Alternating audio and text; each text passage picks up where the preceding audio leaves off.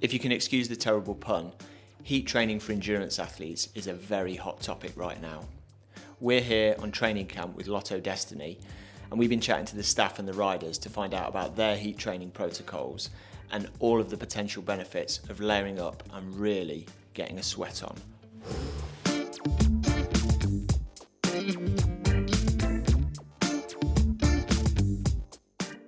We found out that one of the interesting sessions that the guys on the camp are doing is heat training off the back of some of their longer aerobic rides. They're doing that inside, even though we're in Spain where the weather's lovely. So I think we found one of them hiding away in the basement here, and we're going to go and have a chat with him and see what it's all about. Is it okay if we have a bit of a chat with you about what you're doing? Because I've just been outside and the weather's really nice. Why are you riding indoors? Not hot enough. No, we're doing a heat training. So basically it's just put on as much clothes as you can and do an indoor training session. Heat training actually serves two purposes. The first purpose, what we are traditionally, or what athletes have traditionally been using, is to enhance performance in the heat. So this is something that, even though we're still winter, that we are already making our body used to performing in hot conditions. So it's important that we already give the stimulus now, so that once we repeat it, the adaptation will become quicker. The second purpose is actually that it has been shown in a few publications recently that heat training can also have an impact on hemoglobin mass, which is of course an important aspect with regards to performance. You're running for an hour, aren't you? But you've just done 5 hours outside. So what's that going to do for your physiology, for your body? Well, it's two main reasons. Like one for the plasma volume. Yeah. We hope to increase it like this. And the second reason is a bit of heat adaptation, that your body gets used to extreme weather and of course the heat. So if I'm remembering my physiology correctly, that's quite a similar adaptation to what you see with altitude, is that correct? Yeah, that's correct. So our body transports oxygen to our muscles, and the more oxygen we can use, the better for performance. So that's actually quantified in the parameter, the VO2 max, which is a really important parameter with regards to endurance performance. And with this technique, similar indeed to altitude training, hypoxic training, we try to improve the capabilities of the body to transport the oxygen by increasing hemoglobin in the blood. Are you simply applying the heat stress by having them wear clothes, work fairly hard indoors and not allowing them to have a fan? Is it that simple? Actually, it's that simple, yes.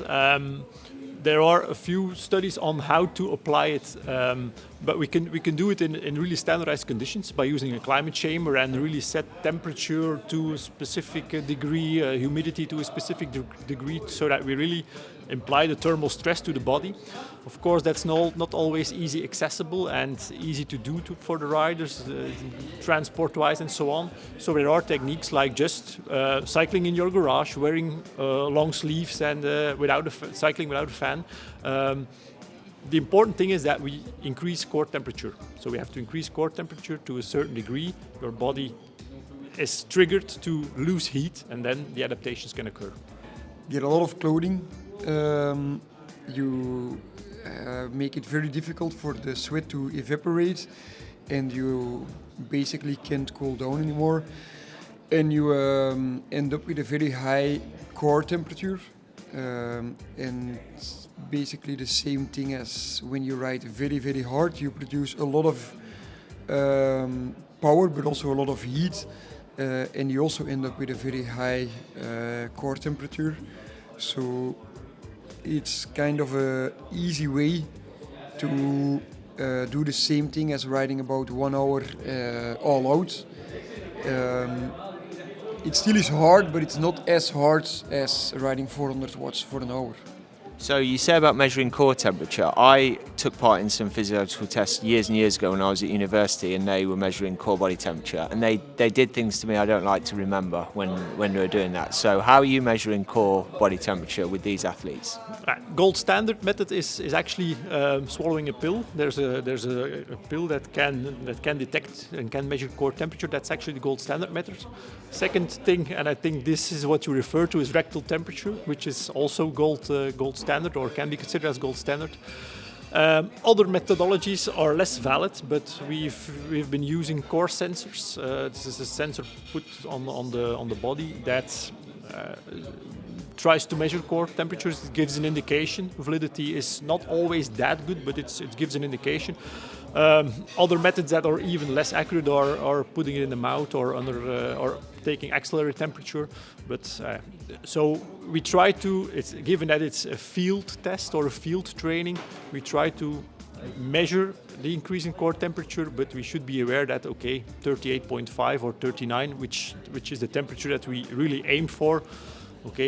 The measurement from the core sensor, we take it what it is and we see the increase that we quantify predominantly. The body temperature is rising, and from the moment you're getting to 38.5, it's just some kind of a stress mode. I was only pedaling at 200 watts, and my heart rate was 170. Wow! So normally you would be, what would you normally be pedaling watt-wise to get to see 170 on the open road? Yeah, that would be somewhat close to my FTP power.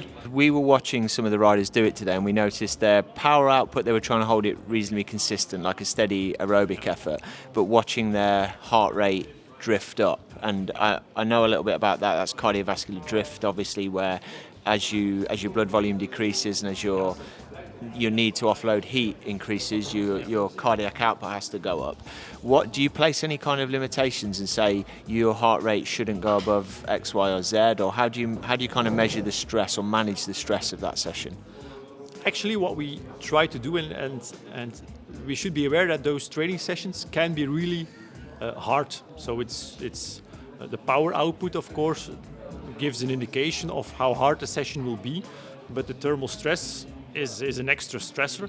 So what we really want to do with those sessions, and given that it's a specific training, but actually if you want to do it as it has been performed in the studies of the Norwegian groups, is that they have to do it 5 times a week for 5 weeks. So if that would be a real hard stressor on the body, then that would have an impact on what they need to do in training here on their hard interval sessions and so on. They would not be able to produce the quality that we want. So it's really important that those sessions they will be a little bit hard, but they cannot be that they are very excessively in training load. So the power output that they produce is around 50% of their functional threshold power, or their anaerobic threshold, and we give the indication that their session rate of perceived exertion, so the feeling that they have subjectively after the training, should be somewhere between 11 and 14 on a 6 to 20 scale. So that means fairly light to somewhat hard, but not really hard. So these are indications that we give, and indeed heart rate drift is something that occurs, but we don't set limitations. We set as a guideline 70 to 80% of maximal heart rate. And I'm just looking at some of your numbers there. It's like heart rate is mid 130s. Is that, I'm guessing that's going to kind of drift upwards as you do a session like this? Yeah. I started like 110, 120, and we're like 15-20 minutes in. It's already 135. So I reckon if we keep chatting for like 20 minutes, it will be 145, something, 150. Yeah. And how's the sensation in this session? It looks really quite tough. Are you feeling it? Yeah, it's not the most enjoyable session of the week. Given that these sessions are taking more out of the body, and definitely you're losing more sweat doing these sessions, what kind of protocol have you got the riders on in terms of their hydration and energy replenishment? Because 5 hours outdoors plus 1 hour on the trainer is a pretty demanding session. So I'm assuming they got to perform the next day. How do they rehydrate effectively from that? Yeah. So I know together with the nutritionists that they have a strict protocol on fueling and hydrating.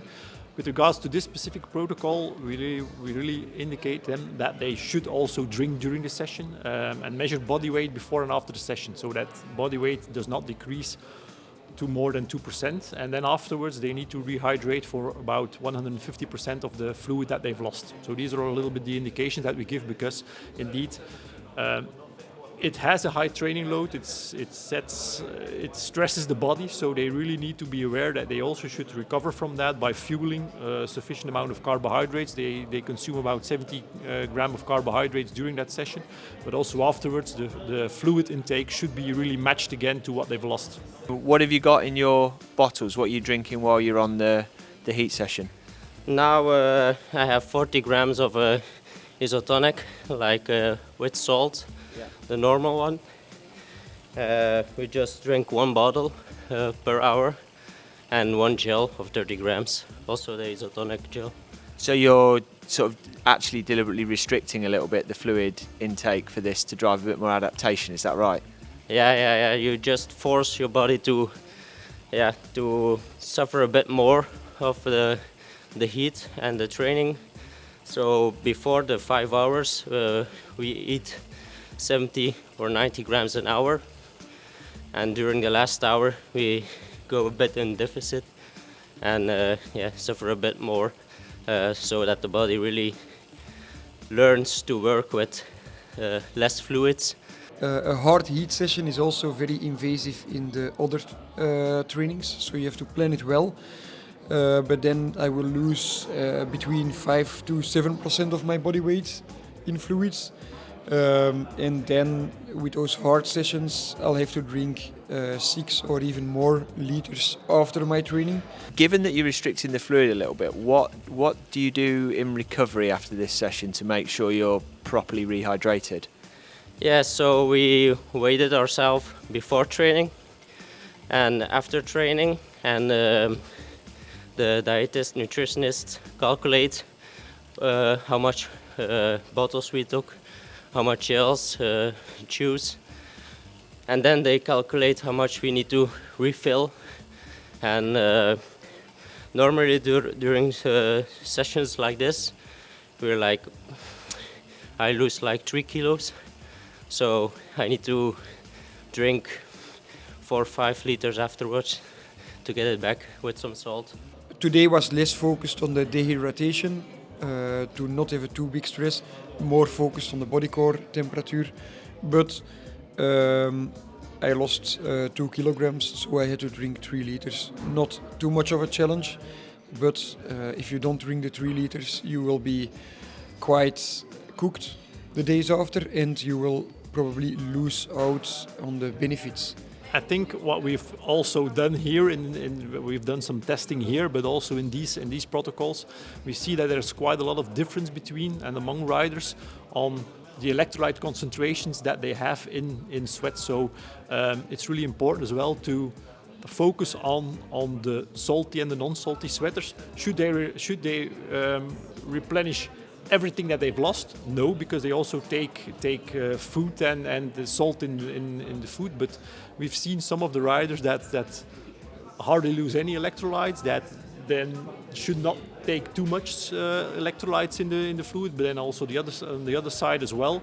So it's important also to individualize this based on what they lose and how they specific sweating profile is actually. Yeah. So Jan, how many of these heat training sessions would the riders do normally, and how many would they do per week on a camp like this? Normally, according to, if you want to obtain the adaptation that we want, they should do around 5 sessions a week for 5 weeks, and then a maintenance dose of 3 sessions per week for a remaining number of weeks. So here as well, within the protocol of the session of the training camp, we have included 5 sessions over a period of 1 week. The frequency is high, but we try to keep the intensity and the training load in general of those sessions quite low, so that they can really perform their sessions outside that are really high intensity as well, that they can really perform those sessions with high quality as well. What a lot of people who are watching this will probably be thinking, if they're an amateur athlete, and I'm certainly thinking this, it's like, I don't have many hours to train every week, but if this is a way to boost my blood volume and hemoglobin, is this something that I should be doing, or should I just carry on, doing my training outside? Let's say in the first place, knowing many recreational athletes and how they train, I think focusing on what you do during the training sessions outside is priority number one. Doing a good distribution between hard and less hard sessions and so on. That's priority number one.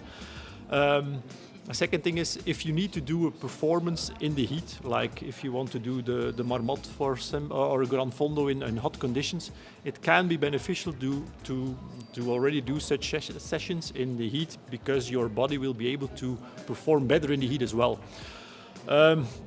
Really doing those sessions with the aim of increasing your hemoglobin mass, for me it's already a little bit far-fetched for recreational athletes. Like, if you have time and if you say, okay, I can train 4 or 5 times a week, then it could be something that you say, okay, I want to improve my performance. That could give you the extra 1 to 2% perhaps, but I think in most recreational athletes there is much more to gain by adjusting training and training in the right way.